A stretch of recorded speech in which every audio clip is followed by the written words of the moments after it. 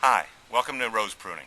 This is an introduction to the basic teachings that we're going to show you on how to prune a rose. We're going to take it and make it a lot simpler than you've ever heard of it before, because you know what you've heard before and you've been told and how difficult this is supposed to be, to the point that you just rip out your roses and just grow azaleas instead.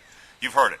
Got to prune to 18 inches high, open up the center, outward facing butt eyes, make sure that it's a 45-degree angle, get your spirit level. For goodness sakes, it's got to be straight and completely across and deal with the center of the earth and the gravity. Also, make sure you get your bleach so you can sanitize between every single cut, stand on one leg, wear your best red underwear, and don't do it on a Tuesday. Okay, now I know that sounds a little silly, but it really has become that complex, and it isn't. Here's the thing you want to remember. You're only pruning a plant. It's not a rose, it's a plant. It's a shrub with flowers on it. Your gardener's instincts are what we're going to rely on before anything else. And how we're going to do this is we're not going to worry about the name of the rose. We're going to worry about the class of the rose, whether it's budded, whether it's own root, any of that information. We're going to look at how the rose grows. Because how the rose grows and how you want to use it in your garden is going to tell you how to prune that rose. Roses grow in basically two different ways. We'll start by looking at that so you can identify how your rose grows in your garden. This is an example of a rose that puts up new growth from the base every single year. They have their ancestry in the old European roses, the gallicas and the damasks and the albas and the centifolias. You can recognize this growth habit in your own garden by looking to the center of the plant, and what you see are stems coming straight up from the base of the plant. There is very little branching off or very little broken structure. There's not a lot of twiggy growth in the middle. That tells you that this is the growth habit of this rose and you want to prune according to it. Because they do put up that new growth so quickly every single year, we have luxury in how we prune these. You can prune them short like a modern hybrid tea if you want to get long stem cut flowers, or you can prune them fairly high to get a nice shrub shape in your garden and have it covered with blooms. I normally prune this one to only about here, which is not a lot lower than it is right now.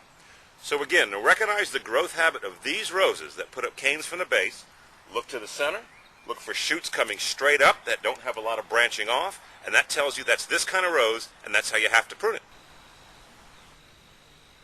This is the second kind of rose that we're going to look at in terms of how it grows, telling us how to prune it. These are the roses that are influenced by the Asian roses, the old tea roses and the old China roses. They're recognizable, and the growth habit is very different. You don't get those shoots that come straight up from the base and then begin to branch out in one season.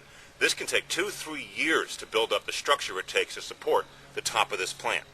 If you look, the canes come up, then they branch, and then they branch, and they just keep branching back and forth. Even this old cane way back here in the back is doing the same thing. And this is builds itself like scaffolding is the best analogy I can give you. You need that first layer of scaffolding, then you add your second layer of scaffolding, then you add your third layer. And if you take away that bottom layer, it all collapses. And also, it takes time to build it up. That's why these kinds of roses are best left not hard pruned. In fact, you want to leave them fairly high. I shape them up into here, 4 or 5 feet. It is about as low as I'm going to go with these. Some people don't even prune them at all and just basically cut the dead wood out and leave them. That's a personal choice, depending on how big you want this thing to be in your garden. So again, just keep in mind, these kind of roses are like scaffolding. They build themselves up. You can recognize them because they don't have those straight canes coming from the base, and they just build themselves up over time with all this different branching and a lot of this twiggy growth. And that's how you know you have this kind of rose, and we're going to prune them very differently. Okay, you're back. Now, let's talk a little bit about the tools that you're going to need in order to do the pruning. The first thing you want to get is a good pair of gloves. These are really, really, really necessary, because otherwise you can really cut your hands up. A lot of people wear the gauntlet gloves that come up to here. That's okay too, whatever your preference is. Pair of secateurs. You want what's called a bypass pair. That basically what that means is the blades do this when they make their cut, as opposed to an anvil pair that does this. This will crush a cane. This cuts it nice and clean. Pair of loppers. Always necessary to have some pair of those, just to get some of the canes that are a little bit bigger. Last but not least, little pruning saws are also very, very good to use, because that way you can get down there and get some of those more difficult to reach canes.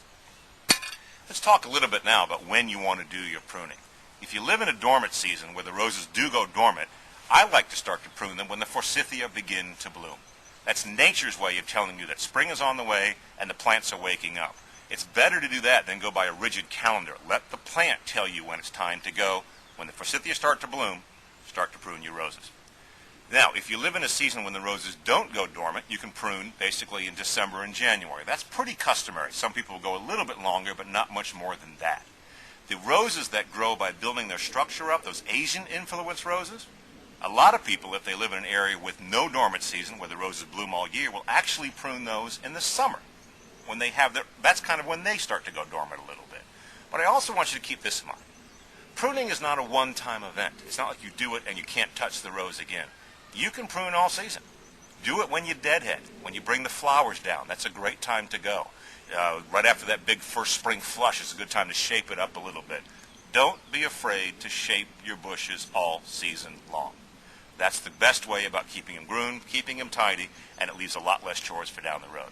So that's your introduction to pruning. It's not difficult, it's not scary, and most of all, trust your instincts, because roses are plants too.